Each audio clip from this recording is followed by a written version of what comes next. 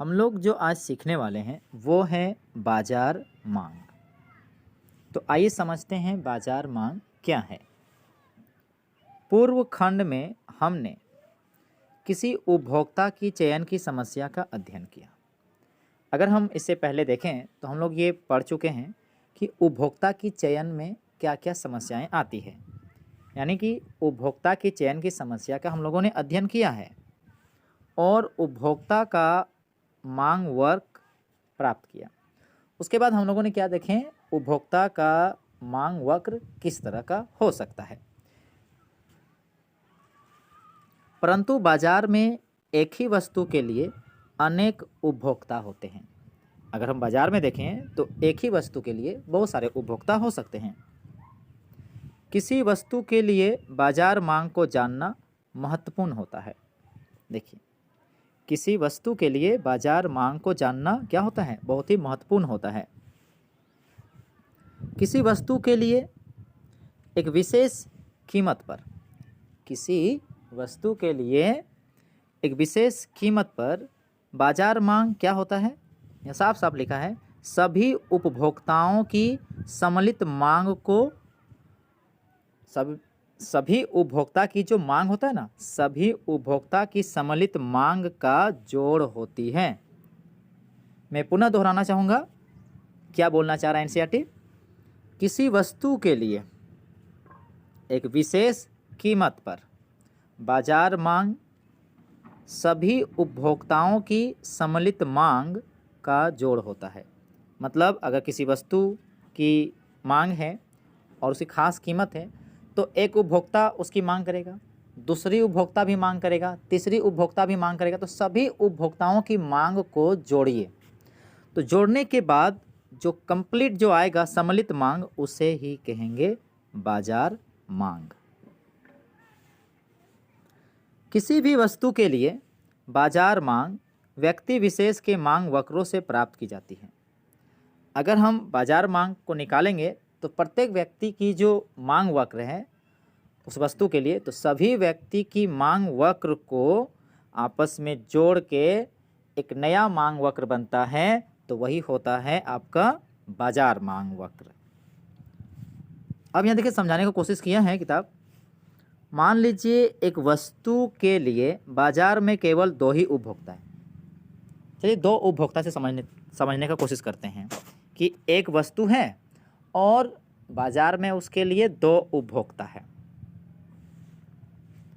मान लीजिए कीमत P डैश, कीमत कितनी है P डैश पर उपभोक्ता एक की मांग, उपभोक्ता एक यानी कि पहली उपभोक्ता कह सकते हैं, पहली उपभोक्ता की मांग कितनी है, पहली उपभोक्ता की मांग है Q1 डैश है।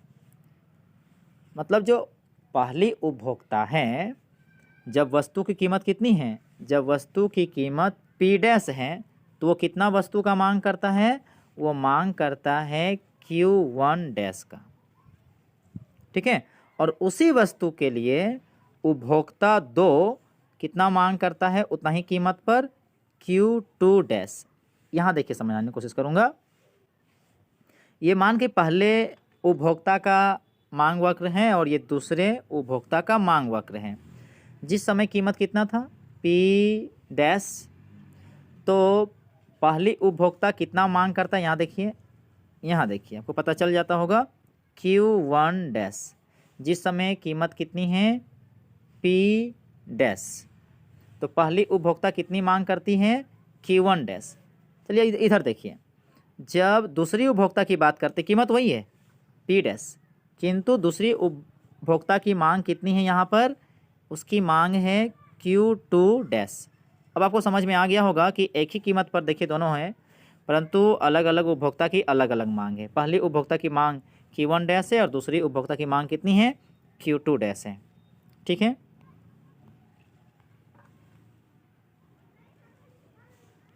तब कीमत P1 पर, जो अगर हम P1 बोलते P डैश पर, तब कीमत P डैश पर वस्तु की बाजार मांग कितनी होगी, दोनों को जोड़ना होगा। P डैश पर कितना है, पहली उपभोक्ता का Q1 डैश है और दूसरी उपभोक्ता का Q2 डैश है, तो दोनों को आपस में जोड़ देंगे। तो इस प्रकार क्या होगा, इस प्रकार हमें प्राप्त होगा उसकी बाजार मांग। ठीक है, यहाँ देखिए P डैश पर पहली उपभोक्ता की Q1 डैश मांग है और P डैश पर जो दूसरी उपभोक्ता की मांग कितनी है Q2 डैश। तो दोनों को एक साथ ले लिए तो यहाँ देखिए नीचे ये देखिए ये हो गया बाजार मांग। कितनी हो गई Q1 dash plus Q2 dash. ठीक है, तो यानी यहाँ पर इन दोनों को मिक्स करके मिला के यहाँ पर बनाया गया है आपस में जोड़ के, तो ये बाजार मांग को दिखा रहा है जिसमें दो उपभोक्ता हैं। उसी प्रकार अगर कीमत, इस बार हम दूसरा कीमत लेते हैं, इस बार लेते हैं P कैप। कितना कीमत है P कैप, कुछ अलग कीमत है। पर यदि उपभोक्ता P कैप पर यदि उपभोक्ता पहली उपभोक्ता जो है कितना मांग कर रहा है Q1 कैप। यहाँ चित्र देखिए समझ में आ जाएगा पैनल पे। जिस समय P कैप है कीमत, तो पहली उपभोक्ता कितनी मांग करता है, यहाँ देखिए Q1 कैप की मांग करता है, तथा उपभोक्ता दो कितनी मांग करता है, उपभोक्ता दो Q2 कैप की मांग करता है। कितना Q2 कैप की मांग करता है। यहाँ देखिए P कैप पर दूसरी उपभोक्ता मांग करता है, यहाँ देखिए Q2 कैप। ठीक है, तब कीमत P कैप पर कितना होगा वस्तु का बाजार मांग। इस बार फिर दोनों को जोड़ना पड़ेगा Q1 cap plus Q2 cap. ठीक है, अतः किसी वस्तु के लिए प्रत्येक कीमत पर दो उपभोक्ता की मांगों को उस मूल्य पर जोड़कर बाजार मांग निकाली जा सकती है। मतलब किसी भी वस्तु के लिए और प्रत्येक कीमत पर दो उपभोक्ता की मांगों को जोड़ देंगे तो हमें उस मूल्य पर बाजार मांग निकाल सकते हैं, बाजार मांग निकाली जा सकती है। यदि किसी वस्तु के लिए बाजार मांग में दो से अधिक उपभोक्ता हो तब क्या होगा।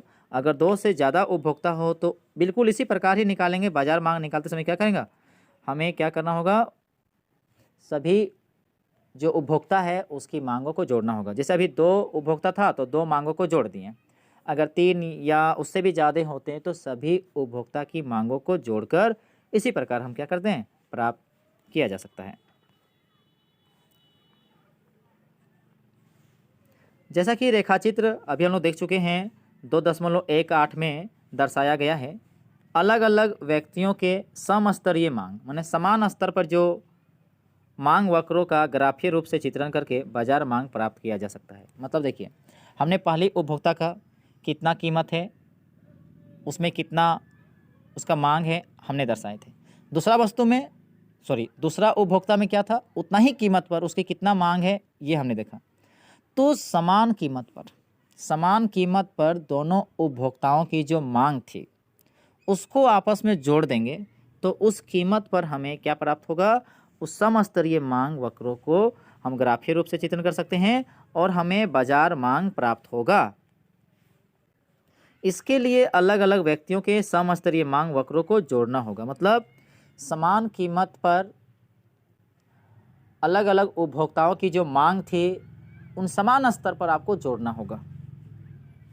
दो वक्रों को जोड़ने की इस विधि को समस्तरीय संकलन कहा जाता है।